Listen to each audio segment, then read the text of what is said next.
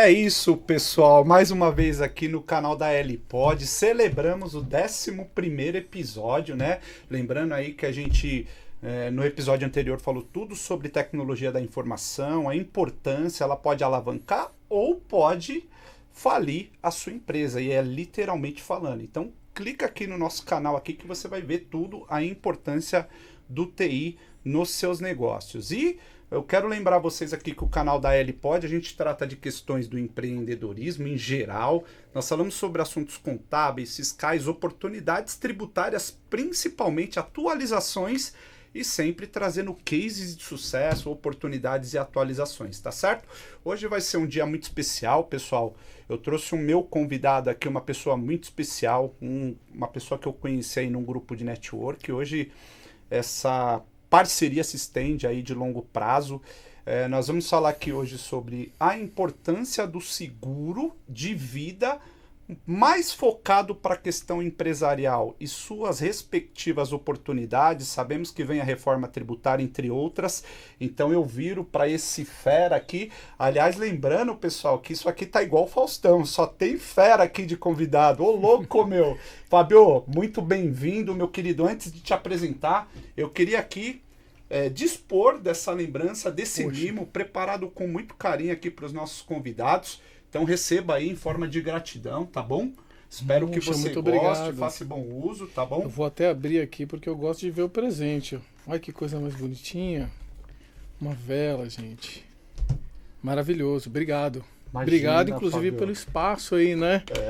Eu gosto de antecipar muito que profissionais como você da área de contabilidade são os que mais geram sinergia com a profissão que eu tenho hoje, né? Vocês têm a capacidade de expandir o raio de atuação do meu negócio e mostrar para as pessoas a importância de um seguro de vida de uma maneira geral, né? Legal, Fábio, nós vamos falar bastante sobre isso, mas antes eu quero te apresentar aqui o Fábio Kenji Hasui, né? Para quem não o conhece, ele é formado em Biologia pela Unicamp, já me chama a atenção, pós-graduado aí sim, administração na FGV, tem MBA em Hold e Planejamento Estratégico. Isso aqui é o assunto do momento, né?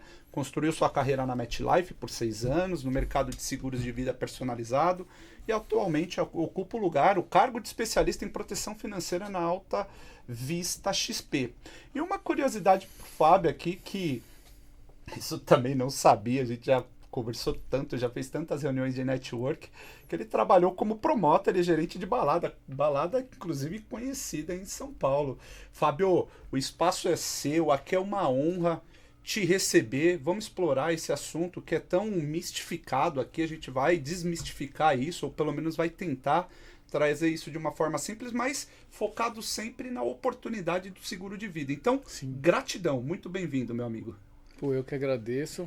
Sobre essa questão da minha trajetória, eu acho bacana que as pessoas ficam surpresas, né? Fala, pô, você estudou biologia, né? O que você está fazendo? E aí eu costumo dizer que eu iniciei, né, a minha carreira pensando em estudar a vida por um parâmetro, por um ponto de vista, e eu brinco hoje que, na verdade, eu continuo trabalhando com vidas, mas percebi que eu consigo fazer muito mais diferença olhando por um diferente aspecto que não o biológico, né? Perfeito. E sim o financeiro.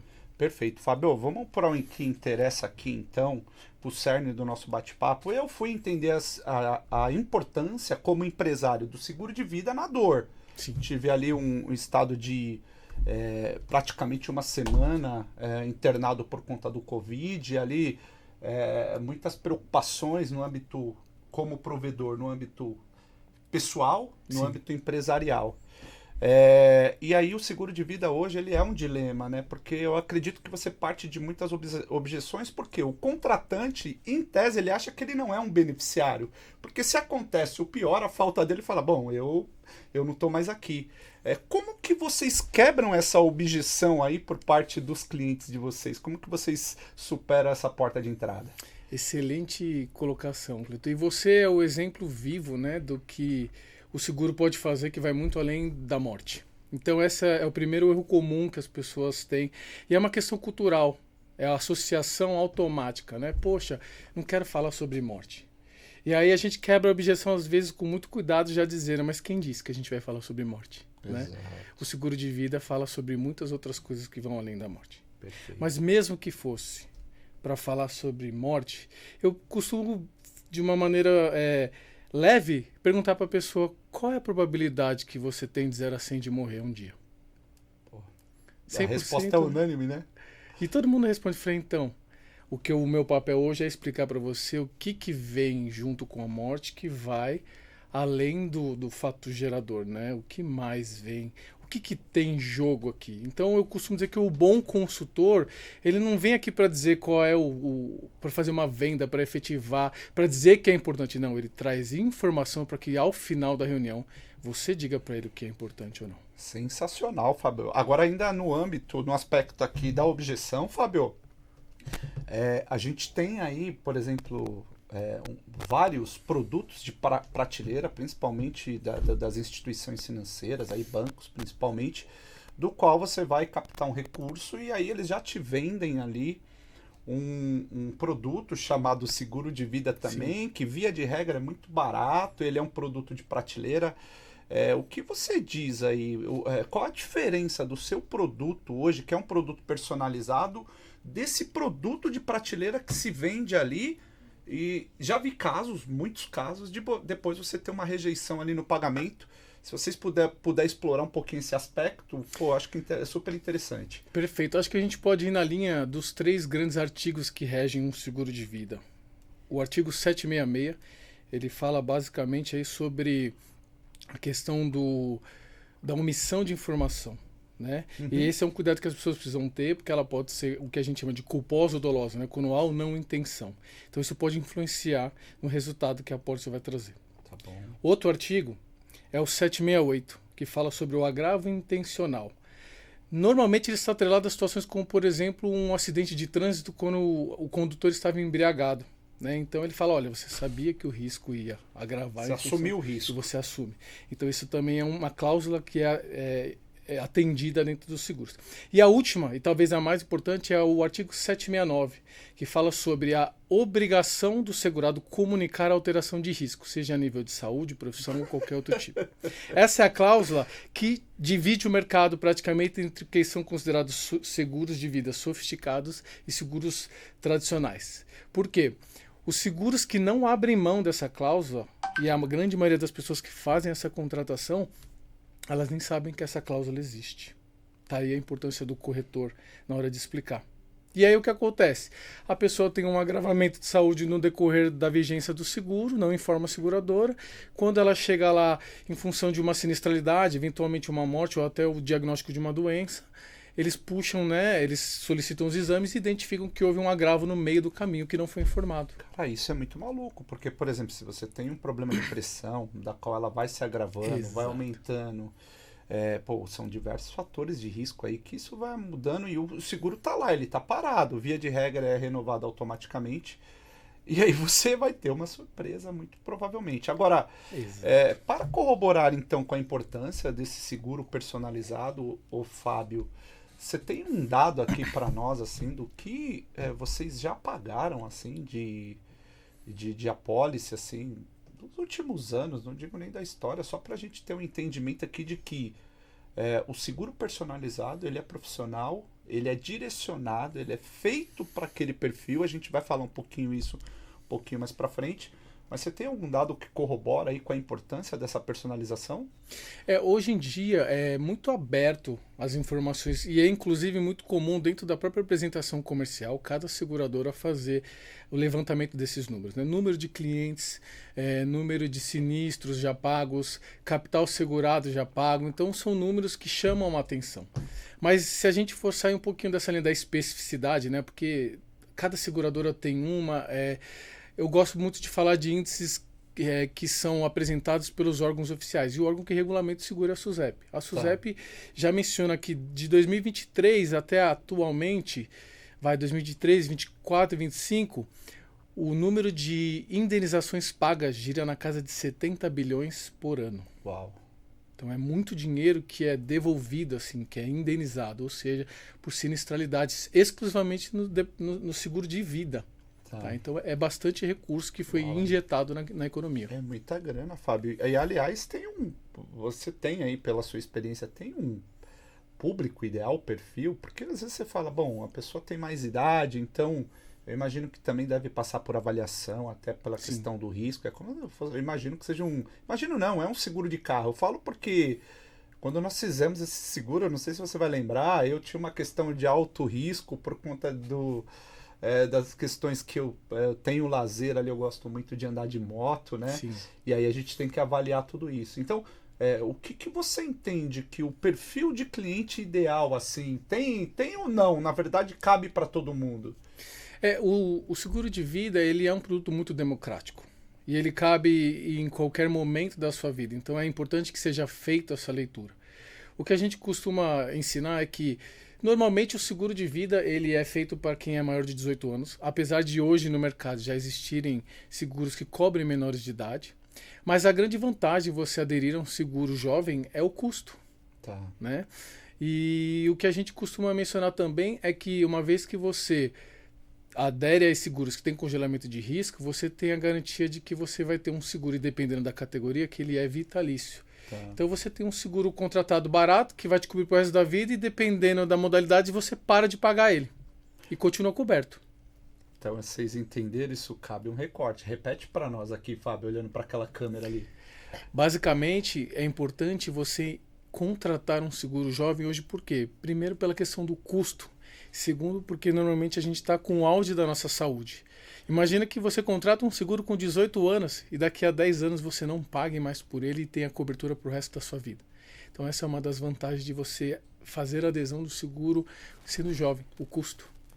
E Fábio, o que as pessoas aqui às vezes confundem, ou pelo menos a minha percepção, é a questão de você ter um investimento versus uma proteção. Explica para nós aqui o seguro de vida. Essas questões elas se confundem ou elas são complementares ao seu ver? Esse é um grande tabu e é uma das perguntas que eu mais recebo nas minhas consultorias. De fato, é um dos maiores erros, o erro mais comum é quando o cliente entende que existe uma competitividade entre seguro de vida e investir. Né? E o que eu posso afirmar de cara é que eles não competem, eles se somam, eles se complementam. Tá. Eles são pilares estruturais de um planejamento financeiro sustentável.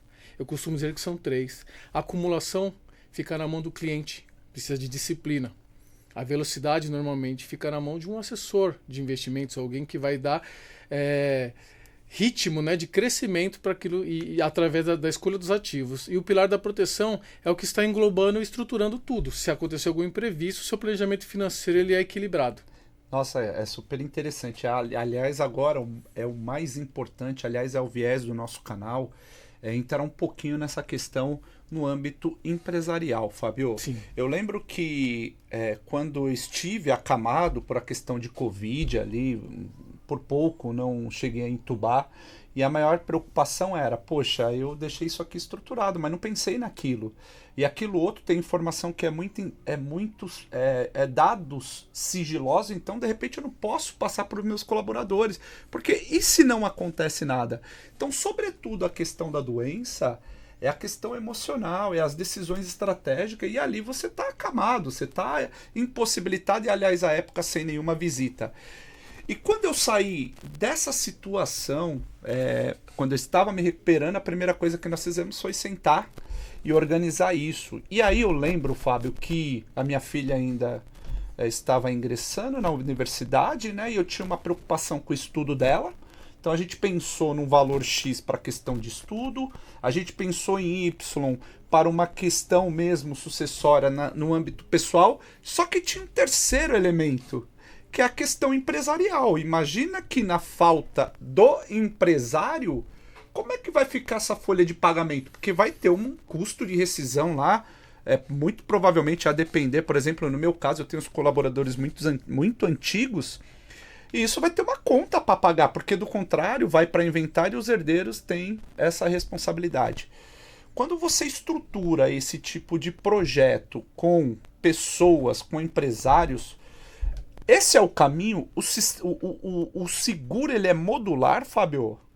Sem dúvida. E aqui é um assunto multidisciplinar, né? E ele é extremamente importante. Seria como se a gente pudesse começar um novo podcast para falar só sobre isso. Mas de maneira bem objetiva, quando a gente senta com um empresário, a gente faz uma leitura do que de fato é relevante, né? Então a gente tem que abrir os olhos, como eu falei, o nosso papel é trazer alguns pontos de atenção para que ao final da reunião o cliente diga o que é relevante ou não. E isso que você falou, eu lembro que foi um ponto, e assim, falando um pouco de bastidores, né? Eu lembro como se fosse ontem. Tudo que você me falar, isso aí já faz o que? Uns 3, 4 anos que a gente vivenciou. Foi 6, né? E eu lembro que eu plantei... Ah, não, foi 2021, 5 anos. Isso. 5 anos. E eu lembro que eu plantei uma sementinha numa reunião e é muito comum as pessoas ouvirem a consultoria e falar, eu vou pensar. E foi exatamente o que você falou. E aí eu lembro que, de repente, eu também fui surpreso. Falei, como assim o Cleiton está internado? E aí eu, no meu bastidor, fiquei assim, poxa, como é que eu vou tocar nesse assunto? Porque as pessoas entendem, pô, falar de tragédia, vem ser oportunista. E não, para minha surpresa, você veio atrás de mim e falou, Fábio, vamos tocar naquele assunto lá, porque agora me fez sentido. E aí, tudo aquilo que eu tinha plantado fez você refletir. Agora imagina, Cleiton, se eu nunca tivesse falado com você, será que você teria hoje um seguro de vida preocupado com tudo isso? Certamente não, Fábio. Certamente estaria o seguro de prateleira lá, que ainda existe, provavelmente nem que sei, não teria porque às vezes a gente por sinal. certamente está lá, que eu nem sei como é que está. Mas aí você não tem essa modulação estruturada, tanto que eu me recordo também que quando eu saí do hospital, a primeira coisa que eu fiz era, eu tinha questões pessoais, tinha questões empresariais. Exato. Eu conectei ambos, o aspecto pessoal, minha família na época, com o meu colaborador com o braço direito, falei, ó, estruturei isso aqui, se por acaso em algum momento, ao menos eu vou estar mais tranquilo. Não, e isso é importantíssimo. Eu até deixo um recado para vocês, porque o Cleiton é um contador. Ele tem uma vivência, uma experiência muito grande sobre o andamento das finanças da empresa e de como se separa uma pessoa física de uma jurídica. É um conhecimento que a maior parte das pessoas não tem. Mas ele, como um profissional, vivenciou na prática, que a teoria explica totalmente diferente. As pessoas tendem a achar que com eles não será dessa forma. Agora imagina, o Cleiton que tem todo o conhecimento de como dar andamento nas coisas sem você, quando você se deparou com aquela situação, você falou, nossa, realmente, como é que eu vou fazer folha de pagamento? Então, tudo isso é considerado para entender se é. Aí a gente identifica qual é o tipo de seguro que vai atender melhor. E é isso, você tem conhecimento que o desabamento de uma empresa num processo de sucessão, ela automaticamente vai consumir o patrimônio pessoa física da pessoa. As pessoas tendem a separar na hora. Mas aí eu vou pedir para você conter essa ansiedade, que nós vamos explorar bastante isso. Vai ser importante aqui para o empresário.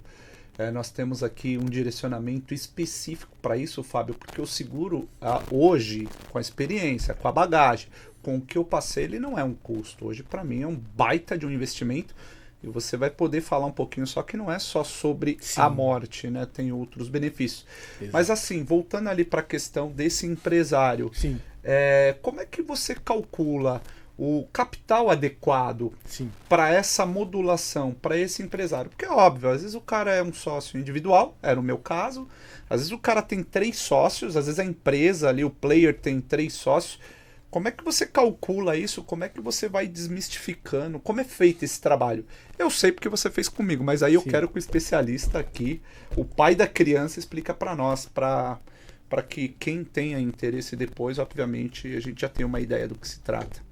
Isso é importantíssimo alinhar, porque uma das maiores dificuldades do empresário saber é o valor da empresa de bate-pronto, né? Então a primeira coisa que a gente entende é qual é a intenção de continuidade dessa empresa na ausência dos sócios.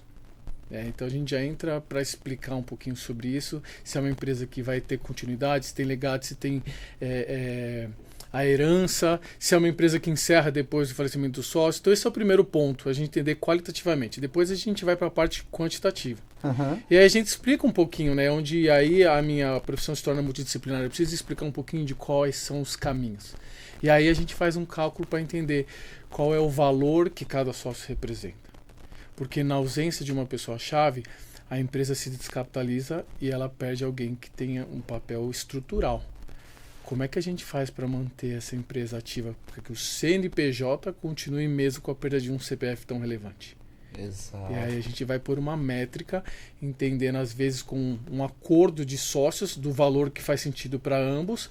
Em algumas situações mais específicas a gente chega num valuation de fato, onde a gente precisa inclusive do trabalho de um contador para fazer esse levantamento. Sim, sim. Aí você vai ver também, né, Fábio?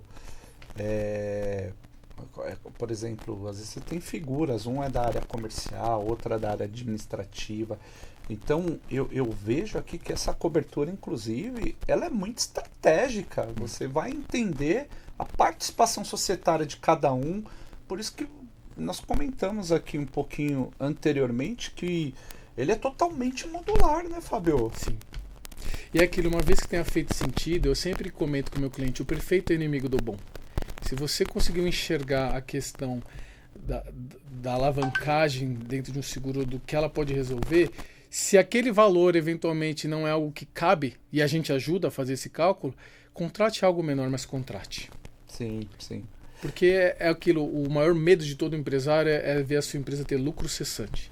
O que eles não conseguem perceber é que na ausência de um CPF isso pode ocorrer. Eles ficam pensando em acidentes, questões mercadológicas, mas eles ignoram o fato que se acontecer pode gerar lucro cessante na empresa, a morte de um dos sócios. Caramba, olha aí. Essa questão do lucro cessante é bem interessante. Agora, tem muitos sócios, principalmente a juventude, aí vou chamar de molecada, mas tem muitas mentes brilhantes, eu conheço várias, que elas vêm, principalmente as startups, né? Ela vem com um sócio, um cara ali muito novo, solteiro, sem filhos. Aí o cara pensa, pô, mas qual que é a importância de eu ter um seguro se eu não tenho herdeiro? Para esse cara também é importante se pensar no seguro de vida, Fábio? Sem dúvida. E óbvio que a gente sempre faz uma validação. Então, quando uma pessoa não tem esse perfil de pais com filhos, né, ele tem uma necessidade de cuidar dele mesmo. Então, a gente aborda por um outro lado, né, que é o quê? Se acontece alguma coisa com você, hoje você já é economicamente ativo, você tem com quem contar. Então a gente faz essa leitura. Então eu sempre faço 3 perguntas para o meu cliente para entender qual é o perfil que eu vou abordar. Eu, na verdade, ensino ele quais perguntas você deve se fazer para saber se o seguro é algo que faz sentido para você. É algo meio psicológico também. Exato. Né? Porque você faz pergunta, né? Porque assim, eu tiro de mim a responsabilidade de responder. É você mesmo que tem que se responder. A primeira é, seu patrimônio hoje é grande o suficiente para gerar problemas tributários na sua ausência? Uau. A segunda é, se algo tivesse acontecido com você ontem, né, que te impedisse de gerar renda, o patrimônio que você tem acumulado hoje é o suficiente para garantir o seu padrão de vida para o resto da vida? E a terceira pergunta é, na sua ausência, existe alguém que dependa financeiramente de você? Não necessariamente filhos, eventualmente pais. É comum hoje. Exato. Pessoas cuidaram de pais, de outras pessoas, de maiores incapacitados, familiares, entende? Então, dependendo do que ela responder, eu direciono para saber o que faz mais sentido. São perguntas muito estratégicas, até para você poder, de fato, fazer um seguro bem especificado para cada situação, né, Fábio? Eu imagino que isso você não é Ctrl-C, Ctrl-V, né, Fábio? Definitivamente não. E isso, inclusive, é o outro fator gerador de repulsa por parte dos clientes, né? Porque, basicamente, a gente tem a questão do famoso seguro bancário, né? É aquele seguro que ele era vendido com desvio de finalidade. Faz esse segurinho aqui para me ajudar, né? Muito famoso. E nesse processo de fazer para ajudar, você acha que tinha alguma análise desse tipo, de saber o que era necessário e o que não era? Perfeito, olha só. Não tinha. E Fábio, a gente aqui adentrando, né, aprofundando ainda mais nesse mundo empresarial, essa questão societária, eu como contador, aqui eu posso afirmar que, via de regra, o que é feito você pega um contrato social padrão, ali recomendado pelo próprio Conselho de Classe, pelo próprio CFC, pelo CRC. Então as pessoas pegam, trocam, via de regra, o cabeçalho e montam a sociedade, né? Falando de casos aqui em que há mais de um sócio. E olha só, quando você vai pegar a cláusula de dissolução, em um dos casos é o falecimento, o pessoal vai muito para a linha do faz o levantamento do balanço para fazer o pagamento da parte dos herdeiros daquele que faltou. E aí, a exemplo da startup, não vou, tem as exceções também, mas vamos pegar o caso de uma startup aqui. Os caras investem muita grana no começo dessa startup. E ela vai colher frutos para médio e longo prazo. Então você vai investindo dinheiro para formatar o produto, para formatar a tecnologia, para que lá na frente essa empresa ela comece a dar o respectivo retorno do investimento, o famoso ROI. E aí eu te falo, meu amigo, para esses casos em que o contrato social diz para fazer o levantamento do balanço, não tem resultado. Como é que fica a família do herdeiro, da pessoa que faltou, se ela não tiver um seguro de vida, uma vez que a empresa não vai estar tendo resultado, Fábio? Olha que maluco isso aqui. Exatamente. Eu tenho um case, vou contar de maneira bem breve. Era um colega de faculdade que a gente se reencontrou numa das baladas que eu trabalhava. E a gente, depois eu fui lá e reencontrei ele. Falei, vamos falar um pouco sobre o seu negócio, você fala sobre o meu. Ele prestava consultoria e ele era uma startup, também estava começando. Ele e um sócio. O sócio fazia a parte de TI, ele fazia a parte de consultoria. Certo. Então pensa, é um negócio que em tese... Eu fiz uma reunião para explicar para ele sobre a importância. Falei, mas o meu negócio ainda não tem valuation. Tá. E o que aconteceu? Uma infelicidade. Ele faleceu de Covid. Ele não tinha nenhuma comorbidade e ninguém acreditou. E eu entrei em contato depois com um sócio que não era conhecido meu. Certo, certo. E aí ele, falou um pouquinho das questões, né? O que aconteceu, explicou, né, o fato. E eu lembro, a primeira pergunta que ele fez era sobre o seguro. Tá. Né? Será que teria como a gente pensar? Porque ele começou a vivenciar essa situação. Uhum. Perdeu um sócio, a empresa perdeu o braço da consultoria, ele só como TI não fazia captação. Eu não tive conhecimento de como andou, mas eu nunca mais ouvi falar dessa empresa, provavelmente ela extinguiu. E aí a pergunta é, extinguiu com o quê? O que ficou para os familiares do sócio falecido? Uau. Nada. Então a gente faz, normalmente nesses casos onde não tem um valuation, a gente consegue estipular um capital segurado, um respaldo familiar que pode ser em diferentes categorias de seguro, às vezes um vitalício, às vezes um temporário. Uhum. Tudo vai depender da análise. E eu também dei o exemplo ali, por exemplo, da startup que mais se investe no começo para curto prazo, para médio prazo, para depois a questão do ROI, mas nós temos a empresa que está em pleno funcionamento, o pulmão está bombando, e-commerce, sabe-se lá o quê. Na falta desse sócio, desse cara, você descapitaliza a empresa, Fábio. Exato. E aí? E esses são dois grandes cenários que as pessoas desconhecem, né? É o que eu costumo tentar trazer de uma maneira bem simples para o sócio, como é que funciona o processo de sucessão. Eu faço uma brincadeira. Se hoje você quisesse sair da sua empresa, você daria a sua parte da empresa de mãos abanando, sem sair com nada, ou você esperaria minimamente uma compensação financeira? Com certeza, uma compensação financeira. Exato. E aí eu logo já lanço a pergunta, e você acredita que numa situação de morte é diferente? Exato. É uma dissolução. Exato. Então é uma separação contra, né, Uhum. a vontade, mas o processo é muito semelhante, então a gente precisa fazer uma validação. E o que a gente olha? Qual é o caminho que você escolheu? Perfeito. Haverá sucessão? Ou seja, são os dois grandes dilemas que acabam descapitalizando e que podem gerar um processo de falência da minha empresa. O primeiro é, sim, haverá sucessão e a esposa e os filhos do meu sócio vão assumir a cadeira dele. A primeira pergunta é, eles estão preparados? Quem quer, né? Às vezes nenhuma das partes querem, Exato. né? E até mais comum, né? E aí entra no segundo, caso eles não queiram ou caso não haja essa opção, automaticamente a cláusula obedecida é, então eu vou pagar aos herdeiros do sócio falecido o valor correspondente às cotas dele. Nos dois cenários a gente tem problema. No primeiro pode ser gestão, e uma má gestão gera falência. Exato. No segundo, eu vou pagar, descapitalizo a empresa no momento que ela menos pode. Exato, exato. A tendência é, se a gente vai falar em estatística, cada 4 empresas, uma quebra em até 5 anos por causa dessas questões de sucessão e falta de planejamento sucessório. Caramba, olha que dado interessante. Aliás, Fábio, se você pensar de uma forma lúdica, imagina o seguinte, além de descapitalizar, além de você obviamente, mexer no caixa da empresa. E lembrando que esses contratos sociais, via de regra, se eu não estou enganado aqui, o número me deu uma certa... um branco, mas salvo engano, os contratos convencionais você paga o herdeiro em 8 parcelas. E aí entra a discussão, o herdeiro fala, não, mas a empresa fatura 1 milhão, como é que eu só tenho isso? Porque o resultado da empresa é o que está refletindo aquilo. E vou receber ainda em 8 vezes. Quando você programa essa sucessão, quando você projeta, você tá até se coçando, né, cara? Sim. Eu tô vendo.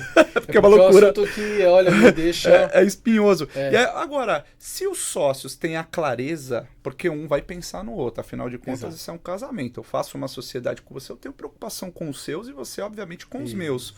Se você delimita já o que é justo para a seguradora assumir esse papel e não a descapitalização, e eu diria até que em casos de herdeiros que não se contentam, não entendem que o resultado contábil é aquele que seria, ao ver dela, justo, isso pode judicializar, inclusive.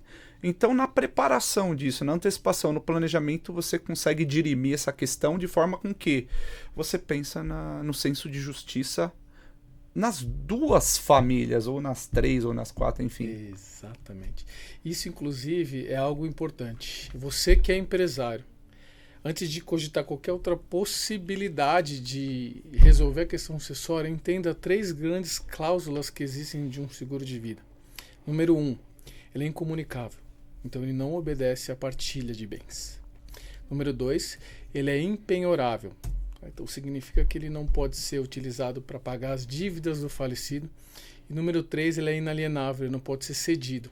Então essas 3 cláusulas, elas regem o seguro de vida e elas garantem direcionamento especificamente para aquela pessoa que você quer. Isso são características que nenhuma outra ferramenta consegue trazer de maneira tão segura quanto um seguro de vida. Uau, que belo recorte. Fábio, até aproveitando aqui, o seguro de vida, ele também, empresarial, ele também traz benefício tributário aqui, né? Você pega a legislação, tem a questão do abatimento da base de cálculo do imposto de renda para empresas de lucro real. Sim. Então a gente pode falar que aqui, além do planejamento, além de dispensar nos sócios, além de tudo que envolve o seguro, você também tem situações em que há o benefício tributário. Exatamente. Então precisa também delimitar as categorias, né? Normalmente esse benefício fiscal ele está mais atrelado a um seguro de vida empresarial, né, que é um seguro em que você normalmente atende pela classe lá, e aí você faz para todos os membros, aí você consegue solicitar de fato o abatimento, né, da declaração de imposto de renda. No seguro de vida individual, basicamente, quando a gente fala de grande vantagem, é o único ativo financeiro que é isento de impostos no recebimento. Caramba. Desde que ele seja feito na pessoa física, né? Então, é um CPF para outro. Tá. E significa o quê? Não haverá incidência nem de TCMD e nem de IR. São 2 impostos que é impossível, eu até então não tenho conhecimento de um ativo que você, ao fazer a doação ou processo de sucessão, ele seja isento de ambos os impostos, a não ser o seguro de vida. Não, isso é um fato. Doou, aqui no estado de São Paulo, por exemplo, 4%. Exatamente. E é muito comum, às vezes as pessoas recebem lá, eu trabalho muito com pessoas que vendem precatório, que é um título do governo, e até peguei um caso essa semana que ela, curiosamente, ela recebeu um valor considerável, e a primeira coisa que ela pensou, falou, nos filhos. E aí o que ela saiu fazendo? Distribuiu lá o valor de R$100 mil para cada um dos herdeiros, filhos, e também para os netos. Ela recebeu um valor considerável, ela foi muito generosa, mas não nos consultou. E quando ela veio para a gente estruturar esse imposto de renda dela, tinha tributação em todas elas, todas essas declarações. É tributação do quê? Na doação.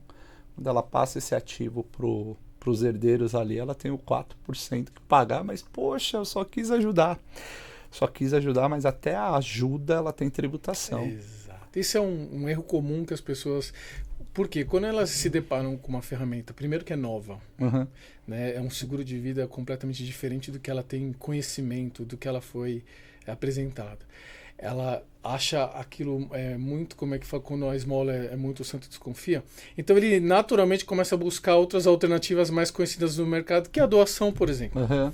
E a doação, você como contador acabou de mostrar, ela não é isenta de custo. Então as pessoas falam, não, eu vou doar isso aqui em vida, e aí eu não vou ter custos da sucessão. Eu falei, você vai antecipá-la. Exato. O TCMD é imposto de transmissão, causa mortes e doação.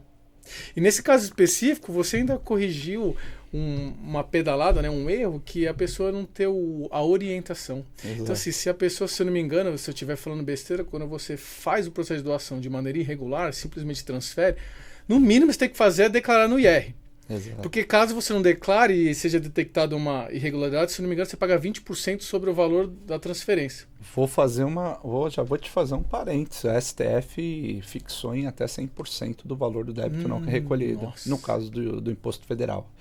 Então, assim, tem muitas nuances aí. E se fizer pela maneira formal, ou seja, declarei o IR, eu não vou pagar porque não paga IR sobre a declaração, mas, obrigatoriamente, uma vez que ele ultrapasse 2.500 o FESPES aqui em São Paulo, que é em torno de 80, 90 mil reais, você obrigatoriamente paga o ITCMD. E paga na totalidade, não pelo excesso, né? Então, se sua doação é de 90, mas eu doei 100, eu vou pagar sobre os 10? Não, você paga os 4% sobre os 100. Então, é uma loucura. E outra coisa, estamos esquecendo do papel importantíssimo de um advogado nesse processo. Porque, assim, obviamente que não sou eu quem julgo, mas o usufruto financeiro é algo muito raro. O que eu quero dizer? Que quando você doa dinheiro para a conta de alguém maior de idade, qual é o controle que você tem sobre esse patrimônio, caso você queira reivindicá-lo depois? Exato. Eu vejo pessoas que, quando fazem minha reunião, começam a depositar dinheiro direto na conta do filho. Tá bom, seu filho é menor de idade hoje. Daqui a 10, 15 anos, quando ele for maior de idade, qual é o controle financeiro que você tem sobre o dinheiro no CPF dele? Exato. Ah, mas o meu filho me obedece. Eu entendo, não é isso que eu quero tratar. Se o seu filho se mete em algum tipo de bloqueio judicial, algum tipo de endividamento, algum tipo de problema jurídico, e aí as pessoas vão acessar aquele recurso e eles não querem saber se era seu de doação, como é que você vai conseguir comprovar que houve lá um depósito, uma antecipação? É muito complicado. Porque são anos, né? Então a gente sempre fala. Além de tudo isso, ainda tem o custo do advogado para fazer as amarrações adequadas no processo de doação. Então, onde que está a economia nisso? Olha, e até, Fábio, agora vamos falar de atualização aqui, né? Falando da reforma tributária, Fábio, pelo que eu observei, não houve mudança em relação à tributação do pagamento de seguro de vida. Em contrapartida, as alíquotas do ITCMD, que hoje, por exemplo, em São Paulo é 4, nós estamos caminhando para o teto de 8. Exato. Aí, vamos fazer essa correlação. Se eu, por exemplo, faço um seguro de vida, eu tenho um pagamento para os sócios, vamos trazer para o lado empresarial. Hoje eu não tenho a tributação do imposto de renda. Enquanto que, se esse cara inventaria tudo, ou seja, ele não se planeja, ele não vai... Tudo isso vai para herança, vai para inventário. E a consequência disso, Fábio, ITCMD. Exatamente. O que você diria aqui para esse cara? O que o empresário... e aí nós já estamos aqui às margens, né, da implementação da reforma. Cara, qual que é a dica que você dá para esse cara aí para ele se coçar, para ele entender que isso é importante ali para a questão que nós já falamos, sucessória, pensar na família, pensar na empresa que não descapitaliza, pensar na tributação aqui, que nós e no custo do inventário. Excelente. E você, mais do que ninguém, pode falar sobre reforçar, né? Sobre basicamente a divisão de um processo de sucessão. Então, o que eu quero dar de dica para o empresário? Entenda o papel do seguro de vida dentro de um processo de sucessão. Qualquer outra ferramenta que você queira implementar ou optar, ela não terá a isenção dos impostos. Ou seja, ela pode organizar, fazer tudo bonitinho, mas sempre haverá as custas da sucessão. E é aqui exatamente onde o seguro faz toda a diferença. Não existe outra ferramenta que no momento em que a sua família ou o seu sócio mais precise, ela entrega um cheque e fala, toma, pode pagar tudo que você tem aqui, porque o seu processo de sucessão ele foi calculado e planejado pelo seu pai, pela sua mãe, antes de falecer. Então é o único produto que chega e entrega um cheque. Então é liquidez. Então esse é o papel do seguro de vida. A holding, qualquer outro processo, ele é um processo que envolve o jurídico, né? Mas o seguro de vida é exclusivamente financeiro. Entende? Fábio, vou fazer uma observação aqui, um parênteses. O que você está me dizendo é o seguinte: não tenho planejamento sucessório, não tenho seguro de vida. Isso vai para inventário, demora tempo, custo, né? Como você falou, tem advogado e tem custa sobre isso, tem os impostos. Em contrapartida, o seguro, o beneficiário ali, os herdeiros, no caso, obviamente, você está me falando que ele não segue esse rito do inventário. É isso? Na verdade, o inventário ele sempre será obrigatório. Ok. Porque é uma questão assim, deu baixa no Burocrática, CPF. legislação e tudo mais. Exatamente. Então vai ser dada a abertura. Nessa abertura é onde as famílias são impactadas com a etapa financeira. Algo que ninguém é ensinado em nenhum nível de escolaridade a lidar. Mas olha que interessante. Isso tem a ver com a educação financeira do brasileiro. Infelizmente ninguém trata sobre algo que é certo. Exato. O que acontece? As famílias são surpreendidas com o custo. Elas descobrem que, primeiro, ocorre o bloqueio judicial das contas. Uau. Não, mas eu deixei as senhas do meu celular aqui para minha filha. Tá Já bom, mas trava. com bloqueio judicial ela não vai conseguir mesmo com as senhas. E aí ela se depara com situações como, por exemplo, mas estão cobrando a dívida aqui do meu pai. Estão cobrando as faturas do cartão de crédito. O imposto. Impostos. Isso são o quê? Espólio. Espólio compõe tudo que tem de patrimônio, tudo que é devido. Caramba, Fábio. Entendeu? Então as pessoas começam a se deparar com isso. Já o E quando ela se depara com isso, ela fala, e agora? Da onde eu vou tirar esse dinheiro? Caramba. Enquanto que o seguro de vida é o que você falou, é um cheque. Tem um prazo médio, Fábio? Hoje a gente tem um prazo regulamentado pela SUSEP de 30 dias. Uau! Então, assim, a seguradora é obrigada em 30 dias, mediante a entrega dos documentos por parte do segurado e dos beneficiários, obviamente, de pagarem até 30 dias. Se estourar esse prazo, ela é obrigada a pagar multa sobre o valor do capital segurado. Caramba, Fábio. Ou seja, você é até interessante, você até capitaliza os herdeiros para lidar com o próprio patrimônio, com o próprio inventário, com o próprio espólio. Exato, porque é uma etapa inevitável. Assim, tirando, óbvio, exceções é o quê? São pessoas que têm patrimônio abaixo do que a gente chama de tributável, né? Que é abaixo de 2.500 UFESP, 80 mil reais. Eu tenho mais do que isso, então você já tem um ponto de atenção no acúmulo do seu patrimônio. Então haverá tributação, haverá um inventário e já de cara dos impostos você não vai escapar. Entende? Bom, é isso. Só tem ganho, ao meu ver aqui, Fábio. Se você pensar como um todo, é muito ganho, né? A gente tem que desmistificar isso, porque é benefício tributário, como eu falei, entre outros. Agora, Fábio, a gente só falou aqui do contratante, que é a figura aqui de exemplo do empresário, mas tem a pessoa física também e tudo mais, na falta dele. Agora, esse cara, ele pode sofrer um acidente. Assim, quando nós desenhamos o meu planejamento, eu falei, né, eu ando muito de moto, então tem uma preocupação extra aqui. No caso de invalidez, assim, quais são os outros benefícios, além da falta do patriarca ou do sócio, ou da pessoa física que contratou esse seguro? Perfeito. Inclusive, em alguns contratos, a cláusula que aciona a questão da sucessão envolve a questão da invalidez total. Você já chegou a pegar algum contrato assim? Não. Porque às vezes as pessoas entendem que a atuação da empresa só seria prejudicada na ausência. Mas e se o sócio estiver vivo e não puder mais atuar? Exato. Temos um exemplo clássico que poucas pessoas sabem do Robson Shiba, que é dono das redes Gendai e Shining Box. Ele sofreu um acidente de moto, inclusive, e ficou tetraplégico. E aí? Eu não tenho conhecimento se houve o acionamento dessa cláusula na empresa, mas muitos contratos acionam o capital segurado em caso de invalidez total, acidental, né? Então é uma cobertura que contempla, que pode ser considerada dentro do seguro de vida também, que é acionado em uma situação diferente de morte. Tá, perfeito. E esses dias eu até falei com você, eu me afastei por conta de uma cirurgia. Sim. E eu até te questionei ali se eu tinha algum tipo de benefício. Também tem a questão hospitalar. Fala um pouquinho sobre isso. Exatamente. Então eu tenho um case, por exemplo, inclusive conhecida nossa, de um escritório de advocacia que eram 5 sócios. Tá bom. E a preocupação maior delas... É japonesa? Exatamente. Tá bom, já sei que é. E a preocupação delas não necessariamente estava em relação à sucessão em si. É algo que elas têm intenção de tratar no futuro, mas a maior preocupação delas é: E se uma das minhas sócias desenvolve uma doença grave e fica afastada? Exato. Eu tenho um salário alto para pagar. E eu gostaria de fazer uma amarração dentro do meu contrato, que em caso de afastamento acima do período de 15 dias, eu dando acionamento, né, na apólice de seguro de vida, eu isento a empresa de fazer o pagamento dessa pessoa por determinado período. Então a empresa contratou um seguro extremamente específico para caso uma da sócia seja afastada por um diagnóstico de uma doença grave, que ela não precise se descapitalizar pagando o salário.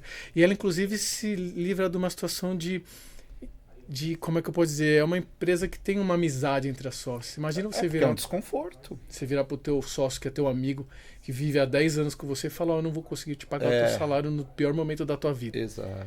Porque a empresa não está podendo, mas aí a gente teve o cuidado de fazer uma apólice de seguro de vida. Então ela injeta recurso. Nossa, aliás, parabéns, né? Para essa nossa conhecida, eu não sei se eu posso falar o nome, mas porque ela está se planejando. E é assim que uma empresa deve agir. Ela tem que pensar em todos os aspectos. É tanto que trazendo para outros seguros, você tem o resseguro, a reavaliação. Tive um caso de um cliente meu que a fábrica explodiu, o seguro não pagou. Infelizmente, o sócio veio a falecer e tirou a própria vida. Nossa. Porque era um projeto de larga escala, era algo para a vida. Os colaboradores ficaram todos na mão, inclusive. Nossa. Então, quando eu te chamei aqui, não vou citar, não vou entrar em detalhes, porque se der um Google aí, capaz de... E aí eu acho muito desconfortável a gente entrar muito no aspecto do case, mas é algo que poderia ter sido planejado e previsto. Agora, além desses outros benefícios secundários, que é a falta, no caso do sócio, aí uma saída, uma invalidez, um acidente, você tem também a questão de apólice resgatável. Eu acho que isso aqui cabe um recorte, Fábio. Como que funciona o resgate dessa apólice? Assim, eu sei que deve ter muitos detalhes, muito aspecto, mas em linhas gerais, o que você puder, que isso aqui é um atrativo também. Sem dúvida. Eu acho que é uma categoria de apólice que poucas pessoas têm acesso e que é importantíssimo as pessoas entenderem. Seguro de vida, independente da categoria, não é investimento. O que acontece é que essas apólices que são dentro da categoria whole life, né, vida inteira, são apólices que têm um componente de acumulação. E uma das questões que gera um pouco de polêmica é justamente sobre essa questão de como que foi entregue essa solução financeira. E aí a gente fala de um ramo que já tem 10, 15 anos de atuação, onde o cenário financeiro era completamente diferente. Pode ser que fizesse sentido antigamente, né, a condição de acumulação dessa apólice, mas atualmente o que a gente fala não é o melhor lugar do mundo para você guardar recurso. O componente de acumulação das apólices, ou seja, o resgate, ele existe, ele tem rentabilidade de IPCA mais alguma coisa, aí depende da seguradora, normalmente vai até 3, mas ele não é linear. É esse o ponto onde as pessoas, se você abrir Reclame Aqui das seguradoras, ela basicamente, você vai encontrar várias situações onde a pessoa não teve... ou não lembra, principalmente, é muito comum não lembrar do que foi explicado. Mas está em contrato. Exato, e aí ela verifica que lá ela quer, por exemplo, cancelar no segundo ano e ela descobre que não vai resgatar absolutamente nada. Por quê? Porque a curva de acumulação não é linear. Até os primeiros 36, na verdade no final do segundo ano você ainda não tem fator acumulativo. Uau! E aí, a partir do terceiro ano, você começa a acumular algo que a empresa consegue te reverter em caso de cancelamento. Normalmente, aí depende do tipo de apólice, algumas com 5, algumas com 10 anos, e aí você pode colocar outros prazos, mas você tem o componente de poder resgatar o seu recurso sem que haja um pedágio, ou seja, você pega todo o seu dinheiro de volta rentabilizado. Então, é de fato uma excelente ferramenta, mas eu costumo fazer um comparativo.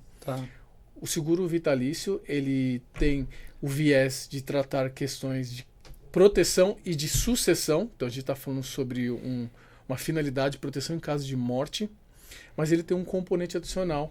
É como se fosse, que é o resgate, entendeu? Não é o foco do negócio, mas ele tem esse componente. Eu brinco que é como se fosse o Monjaro, que está na moda agora. Ele foi inicialmente feito para diabetes, mas ele tem um uso relevante para emagrecimento. Mas nunca, de fato, inicialmente não foi o foco.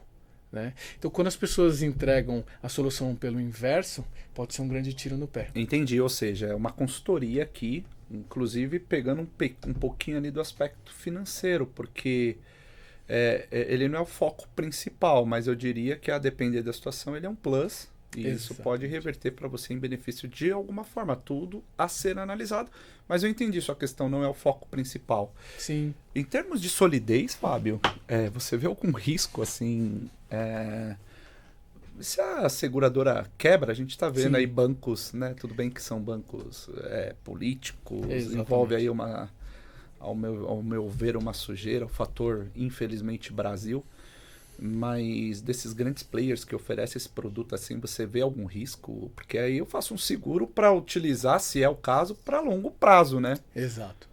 Não, isso é bem importante. É uma das perguntas, quando a pessoa de fato quer bater o martelo, ela normalmente faz essa pergunta, mas e se a seguradora quebrar? Exato. Então é importante a gente entender um pouquinho de contexto de quebra, né? Vamos fazer um comparativo com esse exemplo que você deu, o banco. Tá? O que normalmente leva uma empresa a quebrar?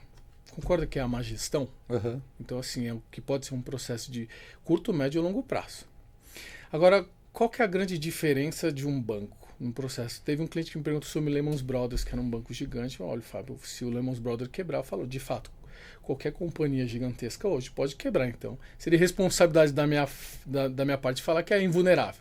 Tá. Né? Mas a questão é, entenda como que funciona. Um banco, ele faz um processo de má gestão, faz mais escolhas, e aí essa informação vaza. Quando o público que colocou dinheiro nesse banco descobre que tem uma irregularidade, o que ele faz imediatamente? Começa a resgatar todo o dinheiro. Claro. O que acontece? Acabar a liquidez, acabar você não paga. Ela despenca do dia para a noite. Né? Como que a seguradora funciona? Normalmente, ela é um processo de falência dentro de uma seguradora, ela seria direcionada primeiro para uma má gestão, mas aí sim, com a saída massiva de recurso. Uhum. Mas qual é a única forma do recurso sair da seguradora hoje, Cleiton? Sinistro. Tá. Se você eventualmente quiser resgatar o seu dinheiro amanhã da seguradora, você resgata ele com penalidade, dependendo do tempo, ou você não resgata nada se for nos 2 primeiros anos. Certo. Então você não tem como ter uma retirada massiva de recursos da seguradora, que como é o que pode ter acontece nos com as bancos. pirâmides financeiras, quando quebram, né? Exatamente. Então existe, e além disso, tem uma regulamentação extremamente rigorosa. né? A SUSEP, ela identifica, ela tem análises trimestrais, análises anuais para entender os índices de solvência de uma seguradora, e ela, inclusive, ela pode autuar se ela identificar que existe algum produto insolvente que não está sustentando, ela retira a comercialização do mercado e vira para a seguradora e sinaliza. Conserta esse produto se você quiser voltar a vendê-lo no mercado. Caramba, é uma espécie de banco central para os bancos, né? Exato. E é muito mais, assim, para efeito de rigor, né? Por exemplo, as pessoas falam, beleza, mas o banco, a seguradora está pegando o meu ativo e está colocando ele em ativos financeiros. Se ele fizer mais escolhas? Falei, isso inclusive regulação pela SUSEP em relação a isso. Eles não podem escolher qualquer ativo para poder colocar o seu dinheiro. Ele precisa colocar em ativos que garantam liquidez e acima de tudo, solvência. Perfeito. E há casos, por exemplo, em que houve a recusa do pagamento dessa pólice? Existe. É? E aí a gente volta para Quais situações? 3 cláusulas que eu mencionei. Pétreas. Exatamente. Algum dos artigos foi ferido no momento de pagamento do sinistro, que é, por exemplo, eu omiti uma informação no decorrer da contratação. E aí onde eu falei sobre a questão de culposa e dolosa, sendo intencional ou não, a seguradora vai avaliar se de fato houve má fé. Perfeito. Tá? E isso ela consegue identificar. Mas a questão é, se não houve, então a gente tem chance. A segunda é, eu agravei intencionalmente o risco. Exemplo, fui dirigir embriagado. Eu fui, inclusive, o culpado pelo acidente, porque existem situações onde pode ser avaliado. Exato. Onde mesmo a pessoa dirigindo embriagada, ela não foi a causadora do acidente, ela foi vítima. Então ela ainda tem a chance de recebimento. Caramba. E por último, seguros que infelizmente não tem a cláusula de congelamento de risco. O cliente não informa a condição de agravo. E aí quando ele vai descobrir, basicamente... de uma possibilidade, a seguradora informa que ele não informou a condição de agravo. Exemplo, tá? comecei a tomar uma medicação. Tive um princípio de infarto. Ah, tá. E aí eu fiz o tratamento, fiz cateterismo, comecei a tomar medicação para hipertensão e não formei a seguradora. Daqui 5 anos eu morro de infarto. Exato. Não recebe. Aí é uma situação onde o consultor ali, o especialista, ele tem que estar em constante acompanhamento com o seu cliente, com o seu lead, né? É o que eu sempre falo, não contrate seguro de vida direto. Sempre tenha um corretor para te auxiliar nesse processo, porque ele vai fazer, no mínimo, uma leitura detalhada. Sabe quanto custa para você ter essa leitura? Nada. Uau, que aula. Olha só, pessoal. Fábio, pelos meus cálculos aqui, faltando 5 minutos, que aula. Falamos de tributo, sucessão, oportunidade, falamos de situações aí de risco para os sócios, entre outras coisas. Agora sim, traz um case aqui para a gente finalizar, algo, de repente, ou recente, ou bacana que você tem aí. Sempre legal contar cases de sucesso aqui. Traz um case para nós aqui em que você falou, nossa, cara, você viu o olhar do cliente ali brilhar, ou não, foi o inverso. Traz um case para nós aqui. Eu veio na cabeça agora uma coisa assim... eu não tinha preparado isso dentro do meu roteiro, mas eu veio um case assim que foi marcante para mim. Que a gente sempre fala que a primeira vez a gente nunca esquece. E o meu primeiro sinistro de falecimento, eu não vou mencionar o nome do cliente, obviamente, mas foi muito marcante porque eu praticamente vivi 3 anos da minha vida entregando uma solução financeira que eu ainda não tinha vivenciado a prática. Eu acreditava cegamente de que algo... cases contados através de mim, de outras pessoas para mim, mas eu nunca tinha de fato pagado um sinistro. E deve ser sinistro, né? Exato. É um belo dia, esse cliente me liga e fala, fui fazer um exame de rotina, estava com uma dor abdominal, estava com viagem marcada e infelizmente eu descobri que eu estou com câncer de intestino. Uau. Então a primeira coisa que eu fiz foi tranquilizá-lo e falar, agora a gente vai dar entrada no processo para a gente conseguir a reivindicação por diagnóstico de doenças graves. E eu lembro como se fosse hoje. Eu passei numa loja, eu sabia que ele acreditava em Deus, e eu comprei um terço maravilhoso, assim, de uma santa que eles chamam, acho que não sei se Santa Rita, se eu não me engano agora, mas era um terço das causas das doenças, né? E eu fui pessoalmente entregar. A primeira pergunta que ele me fez: pô, Fábio, obrigado por estar aqui. A gente está numa situação de pandemia, inclusive. Eu entendo. Obrigado por estar. Não sabia que você precisava vir pessoalmente para tratar esses assuntos. E eu respondi para ele: eu não precisava. Olha. Todos os documentos que você precisava me entregar, sua esposa já me entregou digitalmente. Eu fiz questão de estar aqui hoje para te entregar um presente. E quando eu entreguei esse terço na mão dele, o olho dele marejou. E eu fico até emocionado de falar porque foi um momento muito marcante. E aí ele agradeceu muito, ele falou: Fábio, você não sabe a diferença que você está fazendo aqui. Estou no momento da pandemia, ninguém da minha família conseguiu me visitar ainda. Você é a minha primeira visita. E eu conto com você a partir de agora. Então a gente fez todo esse acompanhamento. A segunda pergunta que ele me fez, né, quando passou um momento mais emocional, ele falou assim: poxa, Fábio, eu só contratei isso. E aí eu tive que ter maturidade para explicar para ele: fulano, você está enxergando o copo vazio, mas deixa eu te explicar. Você fez algo. Muitas pessoas no seu lugar não fizeram nada. E qualquer coisa que entra agora vai ser diferente. Caramba. A terceira pergunta é: e aquela outra cobertura que você tinha falado de diária de internação hospitalar? Aí eu falei: fulano, infelizmente essa aqui a gente não contratou. Mas vamos parar para analisar primeiro aquilo que a gente tem. Vamos enxergar o copo cheio, que é disso que você precisa agora. Exato. Então ele teve um longo processo, né? Infelizmente, ele veio a falecer depois de 2 anos, se não me engano. Tá. E aí eu fui acompanhando todo o processo. E no processo de falecimento ele recebeu novamente, a família, né? Recebeu novamente por uma questão de morte dessa vez. Então a mesma apólice beneficiou a família 2 vezes. Nossa. E o que eu quero destacar? O papel do corretor. Porque quando o processo de morte foi instaurado, a pessoa mais próxima, ela não tem cabeça para resolver. Então, exato, o cunhado dele resolveu tudo, ligou para mim. Eu fiz a intervenção, acionamento, a terceira cobertura, assistência funeral. Então eu fiz a intervenção. A esposa tinha entendido que esse serviço já estava sendo feito pela apólice empresarial. Mas a verdade é que a apólice empresarial ela foi chegar na mão dela quase uma semana depois de tudo. Caramba. Então não deu tempo de resolver nada. Inclusive, quando eu peguei a apólice dela, eu vi dentro das cláusulas que tinha cobertura de morte ao cônjuge. Então eu auxiliei ela a receber um recurso que, se ela não tivesse olhado a apólice com cuidado, ela nem saberia que tinha direito a receber. Caramba. Então foi um case assim que tudo que eu podia ter feito para ajudar a família financeiramente e até de uma maneira emocionalmente falando, eu fiz. Então foi bastante marcante por uma primeira vez, né? Olha, tá emocionado aqui, Fábio, e nosso tempo aqui se esgotou.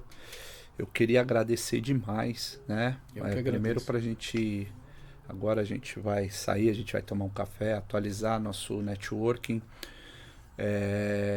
Eu queria agradecer o seu maior ativo, que é estar presente aqui, a disponibilidade da sua agenda. Isso para mim é muito gratificante, tem um sentimento bem especial. Faça suas considerações, fale um pouquinho sobre os seus projetos de uma forma resumida aí, mas de antemão aí, mais uma vez, meu amigo, gratidão. Muito obrigado, Cleiton. Assim, não tenho palavras para agradecer esse espaço, assim, para tratar de um assunto que muitas pessoas não gostam, mas quando tem a chancela de um profissional como você, que é um contador, as pessoas elas passam a querer entender um pouquinho melhor. Espero ter agregado bastante. Depois coloca meu @ lá, né, para o pessoal seguir minhas redes sociais. Estou com um projeto de levar essa informação de maneira leve para as pessoas entenderem do que se trata de verdade. Seguro de vida, e a minha mensagem final é que, se você ainda enxerga o seguro de vida como um assunto para falar somente sobre morte e somente sobre tragédia, infelizmente você está enxergando essa ferramenta da maneira mais limitada possível. Então ouça o seu corretor, porque ouvir não custa nada. E ouçam também o seu contador, né, pessoal? A gente sempre traz essas questões aí de oportunidade para os sócios, para a pessoa física também. E, cara, muito obrigado mais uma vez, Fábio.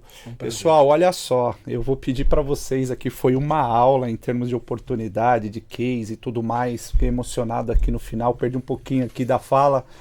Mas não deixe de seguir aqui o ALPod, nós estamos no YouTube, @ALP em Gestão Empresarial, no Instagram também com mensagens, ou melhor, conteúdos diários, @ALP Gestão Empresarial também. Nosso objetivo sempre é levar oportunidades, cases, atualizações tributárias, entre outros. Então, dê o seu like aí, faça o seu comentário. Tem alguma questão aí que você tem dúvida em relação a seguro empresarial? Posta aqui pra gente que o especialista tá na mesa. E o mais importante, é gratuito. Então, toca o sininho aí para novos conteúdos e compartilha esse vídeo. Então, muito obrigado, gratidão. Fábio, mais uma vez, fica com Deus, sucesso e, pessoal, até a próxima.